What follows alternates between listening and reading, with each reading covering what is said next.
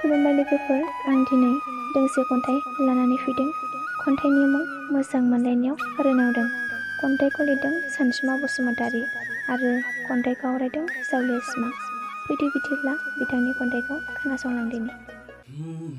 आं नोंखौ जोबोद मोजां मोनो सिमां, नाथाय नों मानो बेजोंबा बेजों बैजोंबा बैजों अननाय होयो।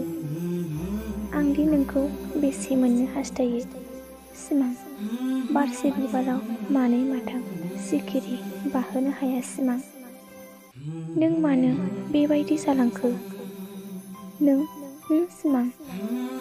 आंनि गोसोआदि नोंखौ मोननो बेसे हास्थायो नों बेखौ मिथिगौ हो सिमां। बा सिमां बा मोजां मोनलायनायाव बिदिसो आं सहायनो हाला सिमां सिमां सिमां। एसेनोसै खन्थाइया, गोजोन्थों। खन्थाइखौ मोजां मोनदोंब्ला लाइक, शेयार आरो कमेन्ट खालामदो। लोगोसे जोंनि जावलिया सिमां इउटुब चेनेलखौ साबस्क्राइब खालामनो दाबाव। आरो फेसबुकआव नायदोंब्ला जावलिया सिमां फेसबुक पेजखौ लाइक खालामनो दाबाव। गोजोन्थों।